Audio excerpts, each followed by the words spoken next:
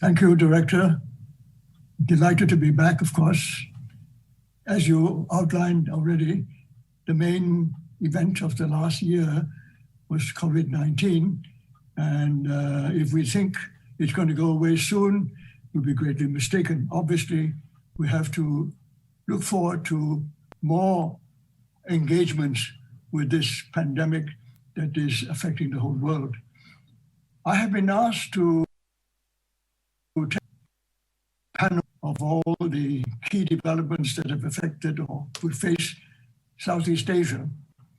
I have to say that this is a difficult task altogether. Geopolitics has a way of putting the emphasis on the spatial part, but I think the politics is clearly one that is dynamic, changes over time, and the time perspective or the panoramic view of the recent events that have affected Southeast Asia are crucial to our understanding of what the region now faces from now onwards. I have, maybe arbitrarily, but in my view, I believe just 4 events that are of particular significance and had particular impact on Southeast Asia as we face the future. I'll take the first one, a very obvious one, the end of the Cold War. That, of course, was something that surprised everybody, how suddenly it came about. But when it came about, the results are very clear. It led people to believe that the world was having a new start. A fresh new world order was ahead of us. A world order in which there was one sole superpower capable of offering the world protection, security, peace, and the capacity to resolve our problems in very rule-based ways which have been established by international agreement. I think that was a very triumphant period for the sole superpower to have come out victorious. What it immediately did to, of course, Southeast Asia was that during that decade, it made it possible for the region to come together as 10 countries instead of the 5 or 6 that it started with. I picked on, as the first event, the end of the Cold War in a new world order. And we had great expectations. And of course, the sole superpower also felt extremely proud and ready to take on the burdens of making this new world order work, in which there would be none of that conflict between ideologies that had dominated the world for the 4 decades before that. So it was a new beginning. And the immediate effect on Southeast Asia was that this made it possible for Southeast Asia to go beyond the initial anti-communist small group of 5 or 6 countries that it had started with, but now to include countries in Southeast Asia and become ASEAN 10. For the first time, the region consisted of all the countries. It was a new region, a region born, as it were, after the Cold War.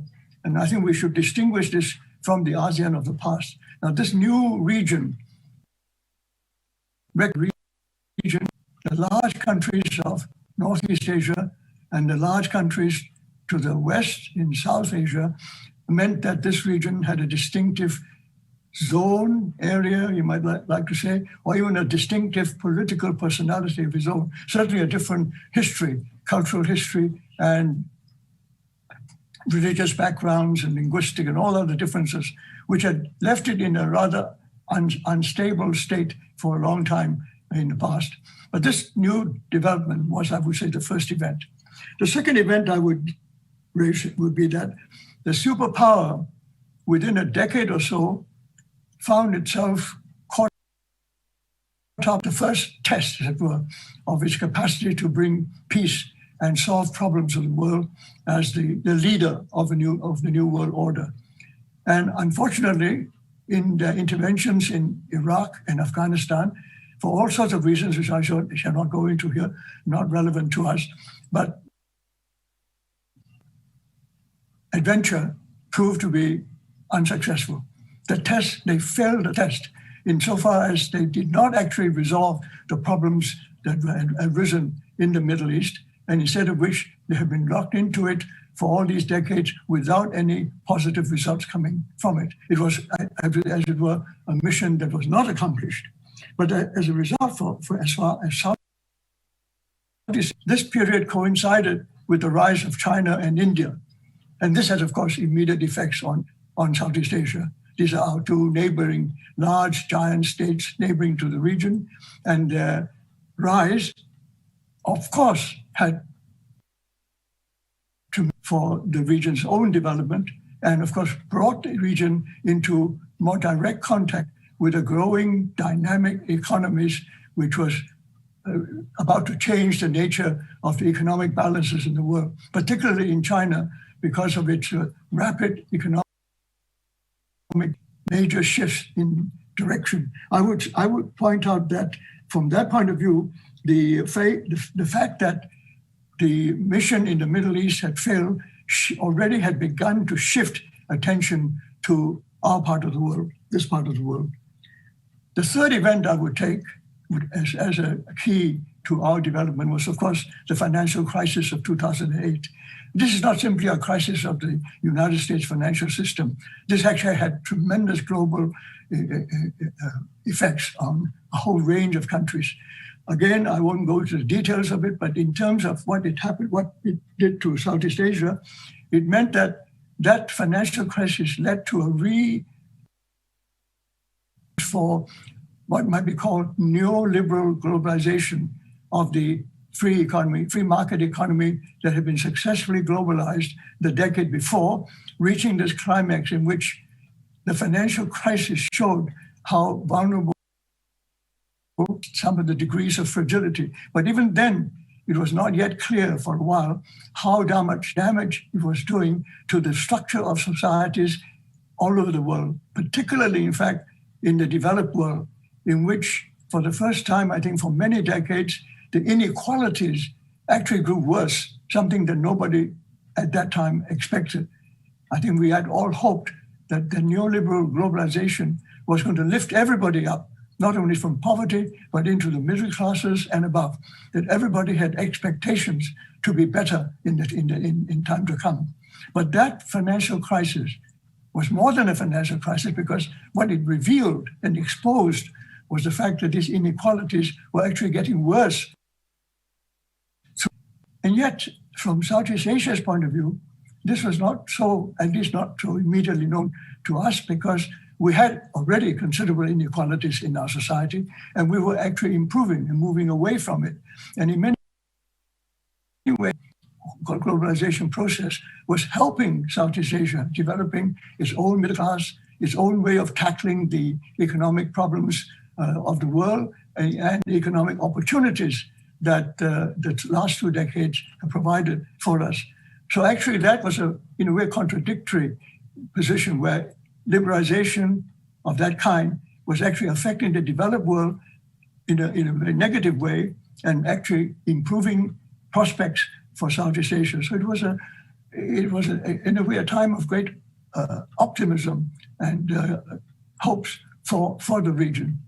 And yet, of course, as it turned out, this was not to be, and I will come to that in a little bit later. But let me just simply sum up. I say 19. This one, I will leave it for the moment because it is still very uncertain. This is still in progress, and we do not yet know how it will end, and we will have to, it will be then any kind of knowledge about how it would affect us. But let me now turn to what I consider to be the immediate effects of the 4 events that I've mentioned. The first 3 in particular.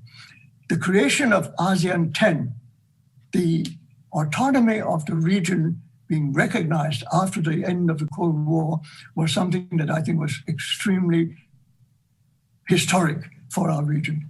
For the first time, we can say that this region had a kind of autonomy that other people respected. It actually consisted of all 10 members of the countries in the region. Never in history has this region been recognized as a region. So the new region really was born when ASEAN 10 became recognized as a region of tremendous possibilities. And it was in that context that ASEAN 10 began to expand its range, not only just among itself, but grow and go stronger and safer if it connected and linked up with the neighbors to the north and in north and the west in particular. And that happened. And we can see all the efforts from ASEAN 10, ASEAN 6 and more to the East Asia Summit. And finally, in the midst of COVID-19, remarkably, our RCEP has been agreed to, the prospects of which are still a little uncertain, but nevertheless, it was a tremendous step forward that took, it was ASEAN initiatives that enabled this to happen. And I think this tells us that this region has actually benefited from these events in all sorts of different ways that I won't go into. But I think this is important because that's the panoramic background, as it were, of the geopolitics that I think Southeast Asia faces. We have been positively making progress all through that time until COVID-19. This is my about ASEAN 10. The second part, of course, and it comes from the second event, when China grows at the rate it has done, it is now identified by most as being the number 2 power in the world, particularly in economic terms. But the most significant part from Southeast Asia's point of view is that China, for the first time in its history, is really looking south seriously.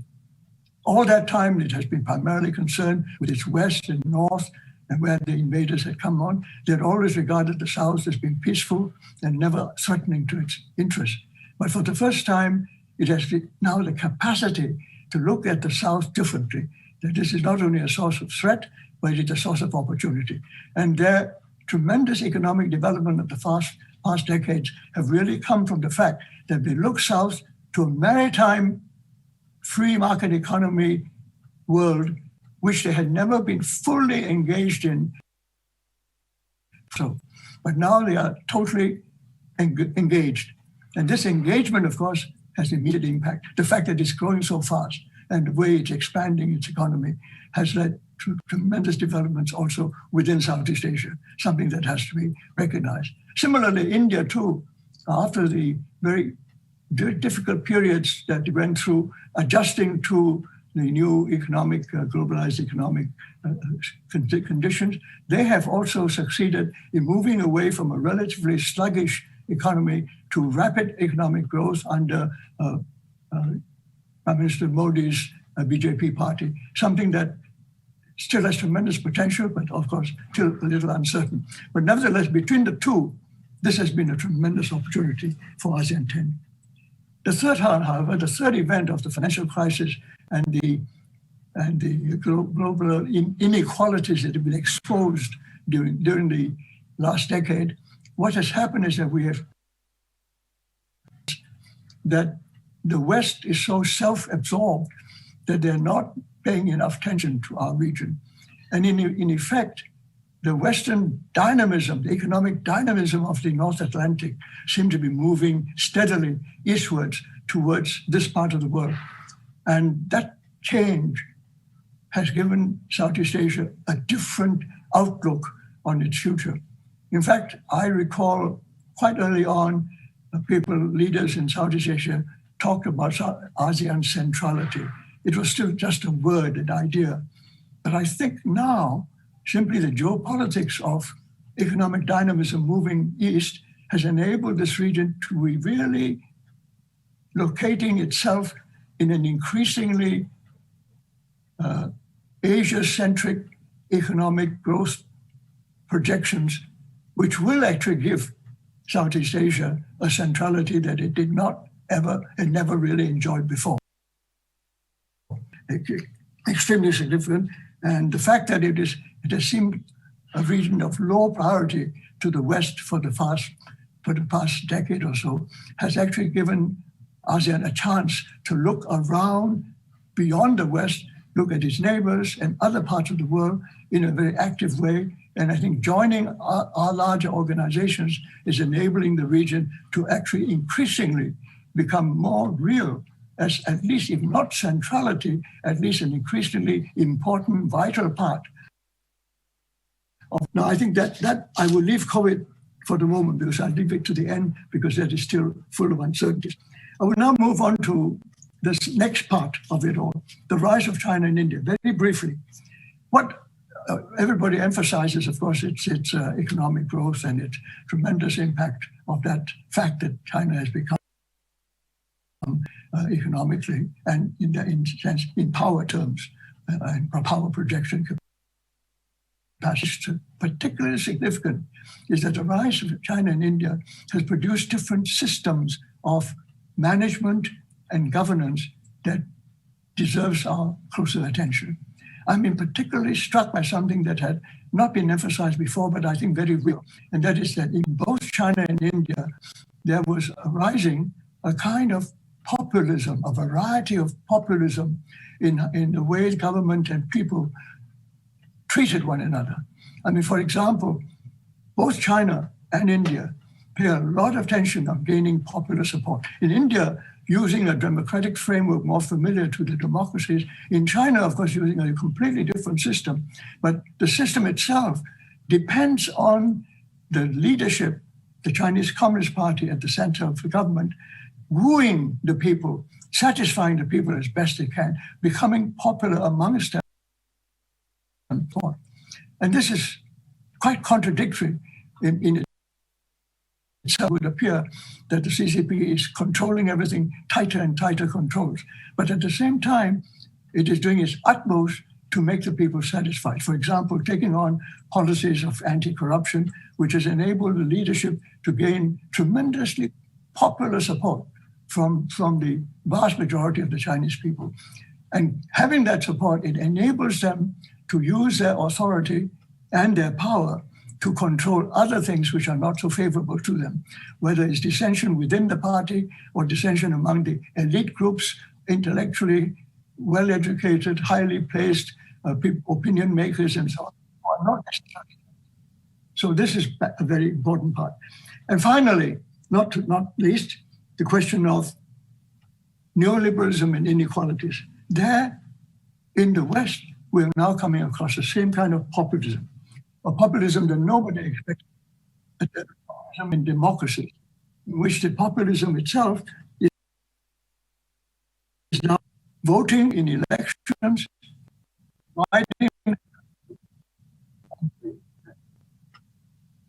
and creating the kind of situation that produced Brexit.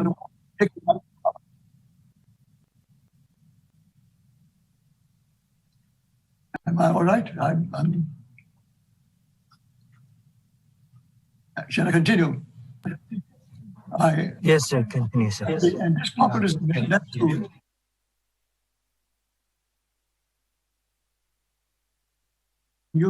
and producing the kind of politics that has divided America so fiercely for the last 4 years.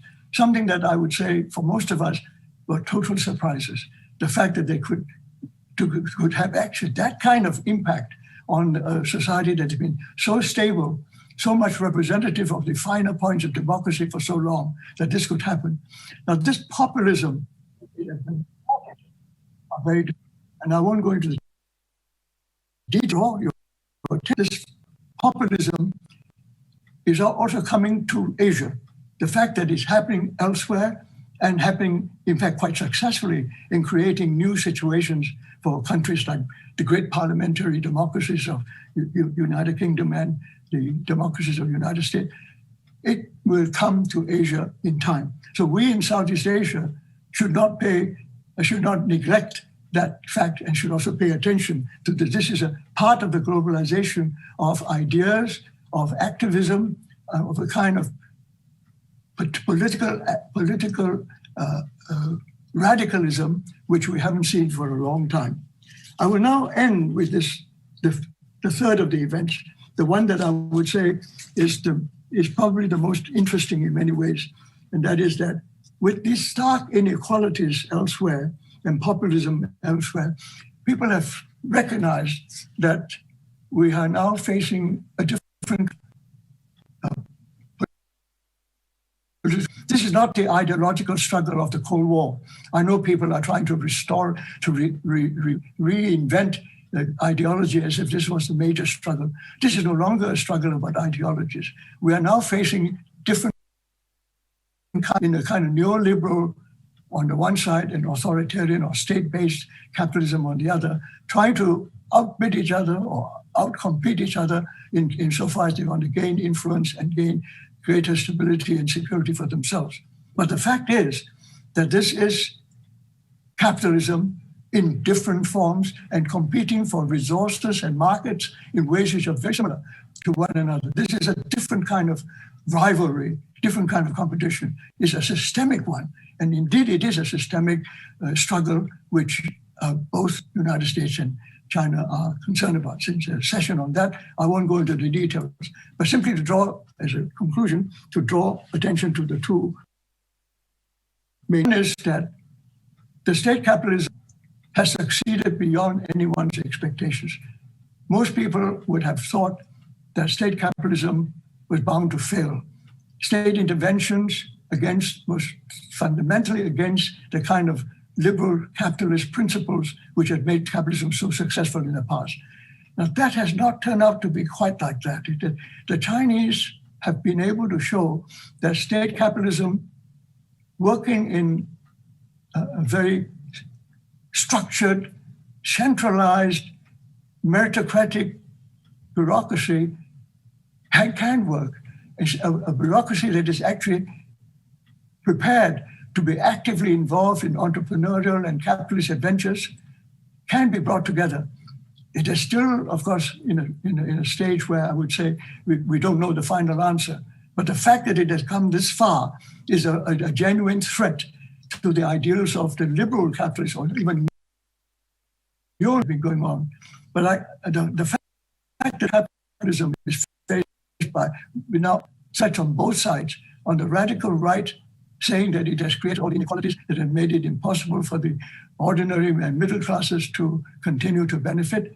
And the other side, an authoritarian state capitalist system that is functioning equally well, if not better in some ways, and offering different ways of dealing with the globalized economies of the future. And in what we're facing now, and you'll have a discussion more later, is that there is a move, as it were, by strategic defining the geopolitics of our region. From moving from Asia Pacific to the Indo-Pacific is only one example of what is happening. What it boils down to is that this systemic rivalry has led the strategists on both sides of whether the United States or China to try and find win an advantage on the other. And what is for Southeast Asia is this fact of moving the oceans, as it were, the center of the ocean from Asia Pacific to the Indo-Pacific, giving, curiously enough, a kind of centrality to Southeast Asia, which I don't think Southeast Asia itself had claimed for itself before. But this centrality is a geopolitical one, and it has consequences. Benefits on the one hand may be pointed to, but I think even more challenging is the fact that it has put the Southeast Asia in a very difficult position of whether it has to make a choice in the systemic rivalry that's going on. Southeast Asia is a very mixed bag. It's a liberal democracy or a choice, or authoritarian, so on the other. Nothing is so simple. What it does prove, however, that and this takes me to my final word about COVID-19. The COVID-19 of the last few months has actually drawn attention to the fact that there is a different freedom claimed as an extreme and absolute, and the idea of order as a practical, realistic way of managing societies that are complicated, huge, and very mixed and full of inequalities that are not just new ones, but have been deeply rooted in the region. And this choice between freedom and order is coming to the surface in a way which I think it has tremendous consequences for the future. Because there's no question that extreme interpretations of either is really unreasonable, unrealizable. Fundamentally, we're up against relative freedom and relative order, probably the best any state, any government can achieve in the future. And this is where I think Southeast Asia, which is itself a mixture of those which are relatively free and those which are relatively order, obsessed with order, experimenting with things of balance, seeking a way to seek a good balance between enough freedom to satisfy the majority and enough order to make the state and the people who control the state, the elites of the country, feel secure and safe and not fearful for their future. And I think all these coming together has made Southeast Asia a much more interesting and experimentally exciting place to be in. And I think this is a positive view, I would say, Southeast Asia should take of itself as it faces the world to come. Thank you.